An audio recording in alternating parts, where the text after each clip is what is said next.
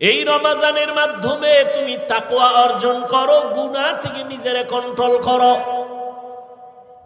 রোজার দ্বারা তাকওয়া যেই পরিমাণ অর্জন করা যায়, অন্য আমলের দ্বারা এই পরিমাণ অর্জন করা যায় না। রোজার মধ্যে বড় আমল দুইটা, এক হলো তারাবির নামাজ, আর এক হলো রোজা। এরে নবীর উম্মতের দল, এই মাসে আর একটা সুন্দর আমল হলো কোরআনের তেলাওয়াত। আমি আগেই বলছি, মনে থাকলে আবার বলেন, রমজানে একটা নফলের দাম কি একটাই না ফরজের সমান? একটা ফরজের দাম 70টার সমান। ও এলাকার মুসলমান যুবক বাবারা, মা বোনেরা, বৃদ্ধ বাবাজিরা, আগামী রমজান পাওয়ার গ্যারান্টি আছে। অতএব আমার অনুরোধ, এই রমজান যারা পাইছেন, পাবেন, আপনারা এই